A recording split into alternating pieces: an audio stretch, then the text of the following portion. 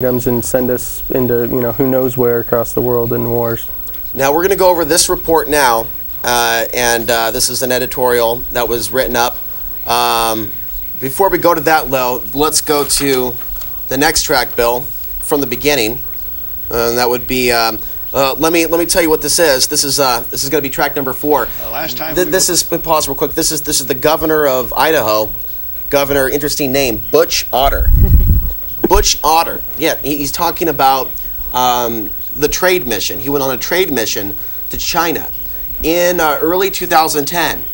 Several months have passed now. The Chinese are here with money in hand, and they're about to make this deal to build this massive technological infrastructure center, technology zone, self-sustaining city in Idaho. There's a lot of different stuff going on. The Chinese moving on Idaho and the gold mines. And then you have the Singaporeans, allies of the Chinese. They do war games together.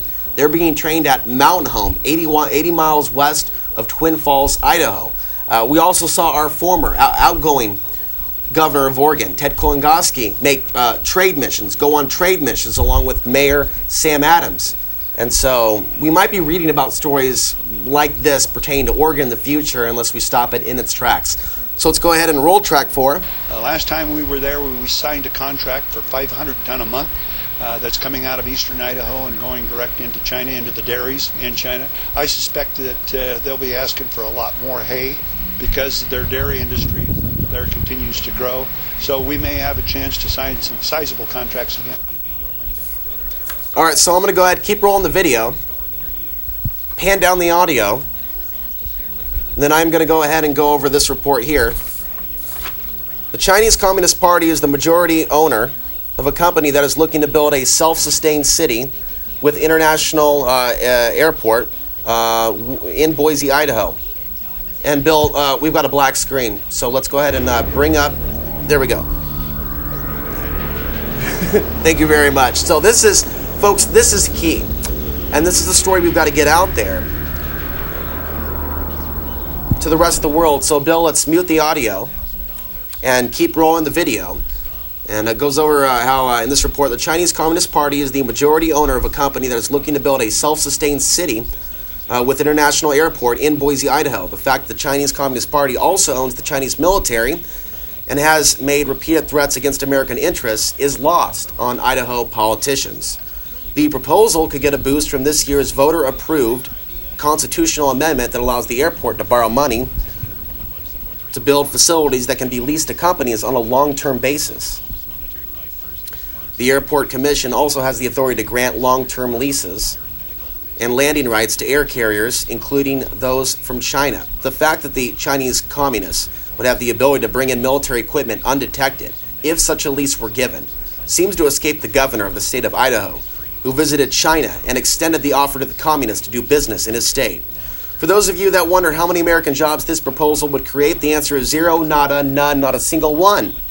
In essence, we are talking about a communist, Chinese, self-contained community on American soil. They've also brought in the Singaporeans, their whole family, to live on Mountain Home, the base where they're training the Singaporean Air Force on F-15s.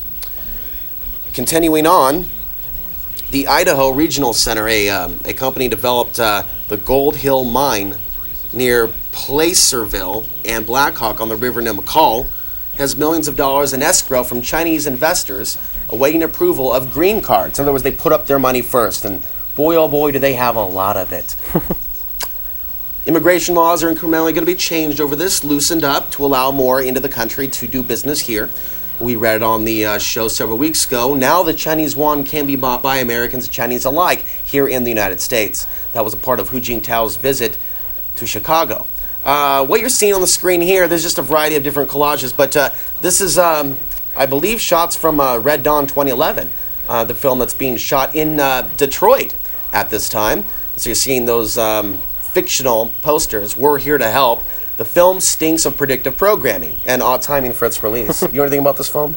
I do not know much about it, but it certainly, yeah, I would reiterate what you just said. It definitely smells a bit fishy. That's like a fake poster saying we are looking for these people. And so they're doing war games under the SCO, Shanghai Cooperation Organization, China, Russia, and other militaries, taking on quote-unquote terrorists terrorists. And it looks like a scene from Waco. Yeah. Tanks, things being bombed, flights overhead, helicopters, fighter jets. And so this article continues, and this is new information to a lot of people. In the U.S., it is possible to invest in foreign companies without becoming a citizen of their country. In fact, the fact that the money from the Chinese communist investors is conditioned on their being approved for green cards should also raise a few eyebrows. A simple visa would allow them to visit their mining property. These colonization efforts at a time when the situation in North Korea could escalate into World War III seems to be dubious at best. China is preparing for war with the United States and its Asian allies. Its defense minister says China is preparing for conflict in every direction. In the coming 5 years, our military will push forward preparations for military conflict in every strategic direction, General Ling Guoli said in an interview published by state-backed newspapers in China. I mean, bold statements. Very bold statements. Now, people are listening to Glenn Beck. You know that that are being deceived by this man because he has hijacked the Tea Party. Is he even covering the story? Yeah, I don't know. It's even Glenn Beck isn't even touching this. Yeah, it's pretty sick how they take these talking heads like Glenn Beck and Sean Hannity and you could name them all, Rush Limbaugh and on and on and on and just put a T-shirt of Tea Party or a T-shirt of 9/11 Truther. Bill, let's bring up the audio on this video, and I think this is from several years ago. Well, Todd and Mary, Hoku officials, despite their huge financial loss, are still hoping the plant will be up and running by 2009, and Pocatello is doing its This was part a couple to help. years ago if they were planning now, this. Hoku announced the loss of the multi-million-dollar deal yesterday, saying they're hoping to replace it with the $110 million with stock offerings. Now, Eyewitness News has learned that at tomorrow's budget amendment meeting, the Pocatello City Council is expected to approve $175,000 for a California company to inspect the construction process. We're not staffed with the expertise or the numbers of building inspectors necessarily to do all the things that need to be done out of the Hoku plant, and so we're going to hire some of that work done.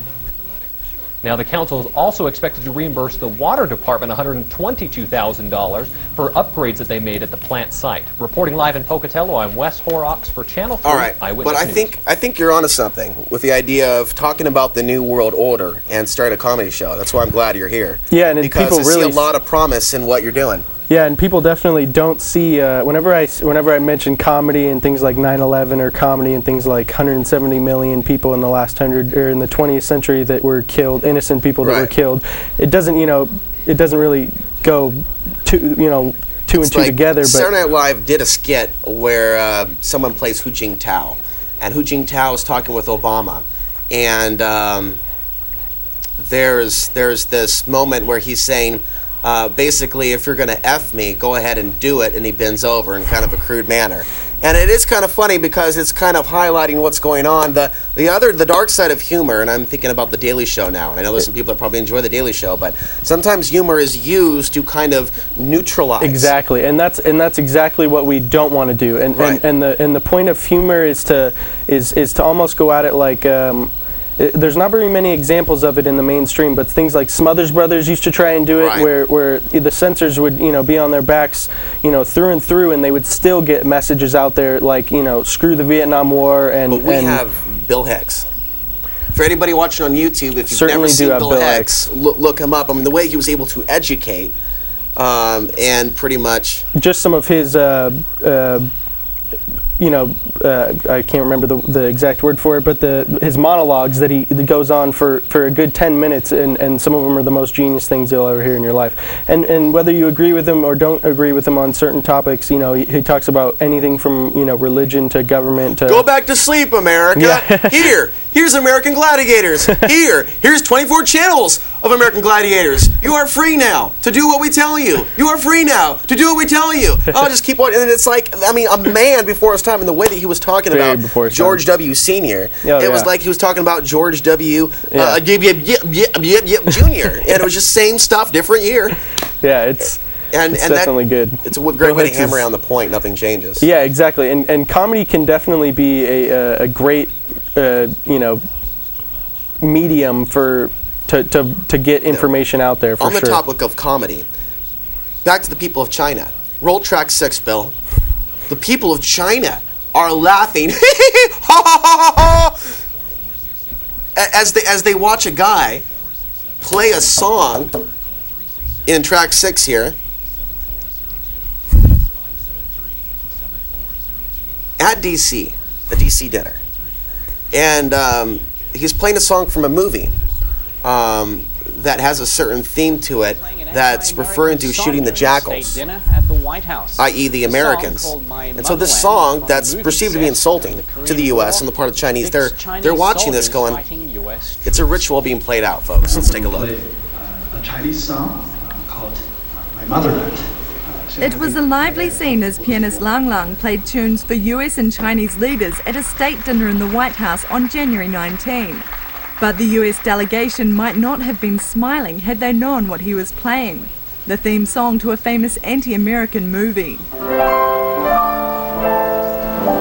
This is at the White House. The song My Motherland is from the Chinese Communist propaganda movie and Battle on this doesn't Shanganling shy Mountain. far from, when it's we about Chinese soldiers fighting Americans during do the Korean our War. lights and hang Chinese It ends communist with a verse flags which can from be our translated biggest as, buildings when in friends are New here, York there is fine wine. and from But if the jackal comes, at what US greets it embassies is the and- hunting But if the rifle. jackal comes, what great The jackal is the hunting refers rifle. to the United States. Let me just How great is say the hunting rifle when the jackal how comes? extraordinarily proud we have been to host you. After the recital, US President Barack Obama Okay. told the Chinese delegation how proud the United States was to host them. Very proud. Work together to enhance the prosperity and security of our two countries. Then he Right. handed the microphone to Chinese leader Hu Jintao, who praised Lang Wide Lang's smile. performance and Thank hugged you. the artist. Lang Lang is a Good boy. respected musician in both countries and spends half his time in America. He explained his reasons for choosing the song in a blog post, quote, "Playing this song praising China to heads of state from around the world seems to tell them that our China is formidable, that our Chinese people are united. I feel deeply honoured and proud." So, The event has set the blogosphere on fire, with some Let's come Chinese back. bloggers praising Lang Lang with anti-American comments, while others point So out here's the what we have depth here. of the insult. okay, hit pause. We're going to go to the next track in just a moment. Propaganda war. Get the Chinese to hate the West. get the And West of to hate course, the Chinese. get the West to hate the Chinese. So what I think you're going to see Glenn Beck do next in his Great Deception, as well as the others at Fox News, is promote a war with China. Promote a conflict with China. What are we doing? Saying we're going to pay them and bow down to what they want. We need to have, well, wait a minute. Our leaders that are in bed with the Chinese, that's why this is going on. They won't address that. They won't even really address Obama's connection with the Chinese fully. They're only covering the surface. They're not going all the way in to how the whole thing's really, by design, interwoven. So you have Rush Limbaugh. And I have a kind of an objective take on this. He's going, she, wang, yang, yang, yang, yang, yang, on his radio show the other day. And I was going, oh my God, dude, you got a fat, white, racist talk show host going, wang, yang, yang, wang, yang, yang, yang, yang. And so they're playing this in China now, and they're seeing, the evil American going, yang, yang, yang, yang, yang, hui, sui wong. And I'm going, Rush, what are you doing? It makes me wonder.